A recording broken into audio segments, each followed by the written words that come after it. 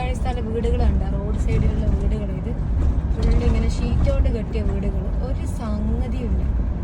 School ഇവിടെ അടിച്ചുപൂട്ടി, കോളേജില്ല, university ഇല്ല, ഒരാൾക്കും വിദ്യാഭ്യാസം ഇല്ല, ഒരു കുന്തവും ഇല്ല. കുട്ടികളെല്ലാം കണ്ടേക്കാം, ചെറിയ മക്കളെല്ലാം നോക്കിയിട്ട് സ്കൂളിലൊന്നും പോകാണ്ട് ഇങ്ങനെ രാവിലെ വൈകുന്നേരം വരെ വെയിലത്ത് ഇങ്ങനെ നടക്കുക, നിലത്തുനിന്ന് ഓരോന്ന് പെറുക്കുക. ഇതെല്ലാം ഇവിടുത്തെ അവസ്ഥ. ഇവർക്ക് വീടുമില്ല, ഒരു സംഗതിയില്ല. കാരണം ഇവർക്ക് വിദ്യാഭ്യാസം ഇല്ലാണ്ട് എങ്ങനെ ഒരു നാട് മുന്നോട്ട് പോകാനായിട്ട്. നോക്കിയാൽ കുട്ടികൾ നിൽക്കുന്നുണ്ട് റോഡ് സൈഡിന്. ഇതാണ് ഇവരെ വീടുകൾ. ഈ വീടുകളെല്ലാം കണ്ടാൽ തന്നെ കരഞ്ഞു. നമുക്കിത് സഹിക്കാൻ പറ്റത്തില്ല. സ്വന്തം രാജ്യത്ത് ഒരു അഭയാർത്ഥികളെ പോലെയാണ് ഈ നാട്ടിലെ ആൾക്കാർ ജീവിക്കുന്നത്.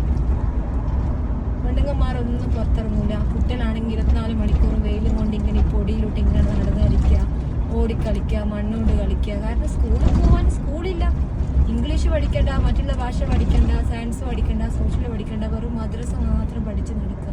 ഇതല്ലണം എന്തെല്ലോ ചെയ്യുന്നു. പിന്നെ അധികം കുട്ടികൾ എന്താ ചെയ്യുന്നത് വെച്ചാൽ ഓരോ ഷോപ്പിൽ പോയിട്ട് പണിയെടുക്കുക. ചെറിയ മക്കള് 4 വയസ്സ് 3 വയസ്സുള്ള കുട്ടികളെല്ലാം ചാക്കും എടുത്തിട്ട് ഇതുണ്ട് ഒരു ഫാമിലി പോകുന്ന നോക്കിയാട്ടെ. ആ പെണ്ണുങ്ങളാണെങ്കിൽ ഫുള്ള് കവർ ചെയ്തിന്. ഇതാണ് അഫ്ഗാനിസ്ഥാനിലെ ഫുള്ള് ബുർക്ക. കണ്ണ് വരെ കാണാൻ കഴിയില്ല, കണ്ണ് ഫുള്ള് മറച്ച് വെച്ചിട്ടാണ്. So this is Afghani burqa. You can see there the woman traveling with her family, husband and 2 children. He wore Afghani burqa. It's fully covered. There is no eyesight. There is nothing to see.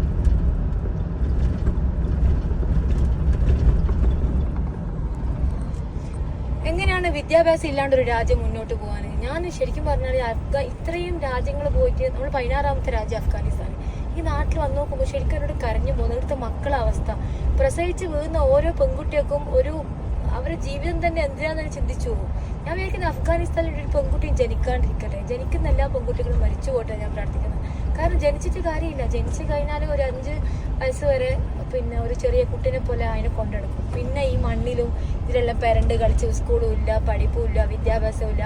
ഒരു 12 വയസ്സായാലും വലിയ ഒരു 50 വയസ്സിൽ ആണെങ്കിൽ കല്യാണം കഴിച്ചു കൊടുക്കാണ്ട് അയാൾ 2 ദിവസം കഴിഞ്ഞിട്ട് ലൈംഗിക ബന്ധം, വെറും സെക്സിന് വേണ്ടി മാത്രം, സെക്സ് കഴിഞ്ഞാൽ അവൾ ഒഴിവാക്കും.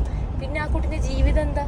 അങ്ങനെ എത്രയോ ലക്ഷക്കണക്കിന് കോടിക്കണക്കിന് ആളുകൾ ഞാൻ പോയ വില്ലേജിലെല്ലാം ഡിവോഴ്സായിട്ട് കുറേ ആൾക്കാർ ജീവിക്കുന്നുണ്ട്, കുറേ പെണ്ണുങ്ങന്മാർ. അതെല്ലാം 10 വയസ്സിലും 12 വയസ്സിലും കല്യാണം കഴിച്ച ആൾക്കാരാണ്. ഇപ്പം ഒരു 25 വയസ്സിലും പിന്നെ 20 വയസ്സിലും വിധവകളായ കുറേ പെൺകുട്ടികൾ. അവർക്കിനൊരു ജീവിതമില്ല. അവരെ ഉപ്പാൻ്റെയും ഉമ്മാൻ്റെയും കൂടെ മരിക്കുന്നവരെ വീട്ടിനുള്ളിൽ ജീവിക്കാം. വല്ലാത്തൊരു ലോകമാണ്.